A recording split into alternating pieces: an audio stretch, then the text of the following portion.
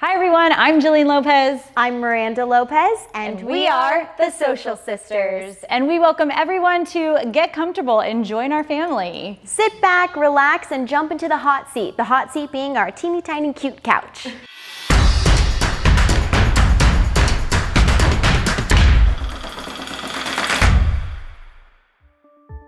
So let's meet our guest for today. Say hello to Kelley Nemiro. Hi ladies, hi everyone. Thank you guys so much for having me. Thank you for being here. So Kelley, you're the founder of Wellness by Kelley, and you're very well known for your community, your training, your holistic guides, and a whole lot of other things. But we know that you have gone through a bit of self-reflection and a little bit of a journey to get to where you are today. So we want to go back to your roots to where it all began. Yes, let's do it. I'm glad that you asked that question because a lot of people will look at my Instagram and be like, oh, you're so lucky that you feel good all the time, or you're so lucky that you're happy all the time. And it's like, that did not used to be me at all. I used to be the girl that was really down on myself, had tons of negative self-talk. I had a horrible eating disorder that I struggle with. I talk about that on my Instagram a lot.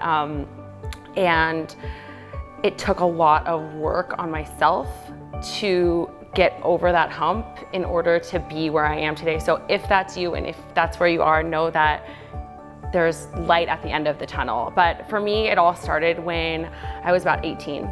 And I came home from spring break and there were girls, because I told you guys before we started filming, I had gone to a really small private school before I went to high school.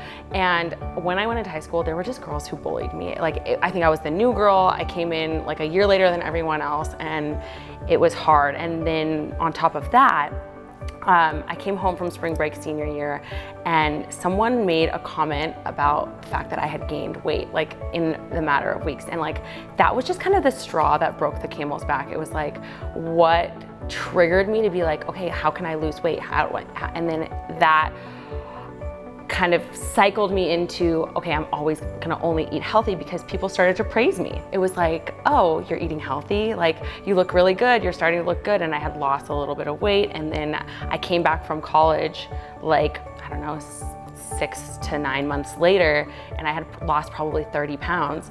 And instead of people saying we're concerned about you, what's going on, everyone was like, oh, you look great. And I was like, okay, this is what I want. I want to be accepted. I want to be loved. I was down that path for a long time. I was restricting food to less than 800 calories a day. I was working out 2 to 3 times a day sometimes, which with that little food, obviously that's gonna cause problems. And I didn't realize that I was doing all of that to myself. I didn't realize that what I was doing was gonna have ramifications down the road. And so I ended up losing my period. I started to, fast forward a couple years, I started to gain weight instead of lose weight because my body went into this fight or flight mode where it was like, okay, we're done. We've had enough. And all my hormones were imbalanced. And I was, again, really low on myself. And my husband and I we were dating in college, I should mention that, and we broke up. And that was kind of my wake up call. It was okay, if I want to be with someone and I want someone else to love me, I need to love me first. And if I want to have a baby someday, I need to get my fertility in check, and I need to do the things that are going to nourish myself. So it was a really long and hard path, and I make it sound like it was easy with the way that I'm answering this question, but it was not. It took years and years of therapy and meditating and journaling to get me to a point where I feel now I've rebalanced my hormones, I'm comfortable in my body, I am not overwhelmed and stressed all the time, and I listen to myself and my inner knowing rather than everyone else around me. Whether that's a diet telling me that I should eat a certain way or somebody telling me what job I should have, I feel like I really trust myself now, whereas beforehand I definitely didn't. I started a business with my sister as I was kind of going through all of this on my own, health-wise. So we started a fashion business together. We did a blog, and then we ended up starting a denim line, and it was great because I got to work with my sister and we got really close. And I learned so much about finances and how to run a company and all of that. But what I kind of learned along the way was that fashion wasn't really what I was passionate about. I remember it was 2020, New Year's Eve. I was making a vision board, like all of the little woo-woo things I do, and writing in my journal. I was like, one thing I want to manifest this year is starting a business of my own and taking this like to the next level and making this my passion. I had actually been going to school to get a health coaching certification the whole year before. And so I was like, okay, I can take this, what I've learned, even though I wasn't intending on ever seeing clients. I'm gonna take this, I'm gonna make a membership program. I'm gonna see clients one-on-one, and I really want to help other women achieve this feeling of feeling at home in their bodies like I have, because I know it's possible, and I know so many women out there are either like hating the way that they look, or saying like my thighs don't look great, or I feel bloated all the time, or I feel uncomfortable in my brain, like these feelings of anxiety, and it doesn't have to be that way. Our lifestyle choices can really impact the way that we feel, and so that's what I so gratefully get to do every single day. And you mentioned your son is a year old, and congratulations, you have such a beautiful family. And how has the shift been of now getting into mom mode and still aligning with everything that you believe in? I'm sure it's a lot to balance. It's a lot, and it's been wonderful though. I will say the first 3 months are like a blur. I don't really even remember them because of the lack of sleep.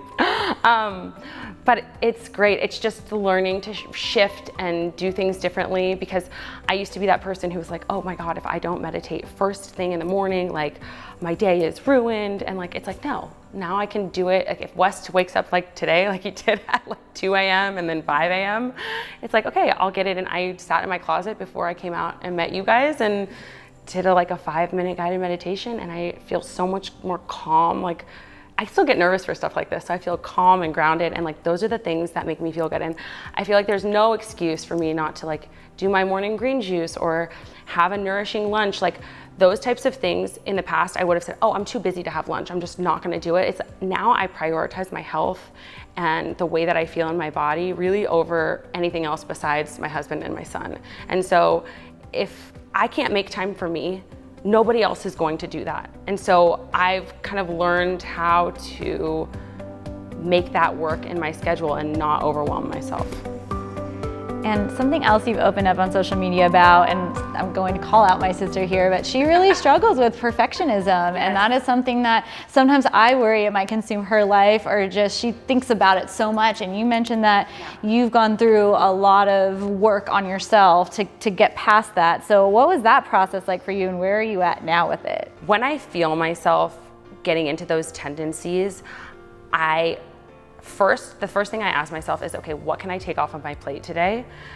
And that I can reschedule to another day. What can go? That way I have room to breathe. And then from there, whatever the things that can't go, I deal with them.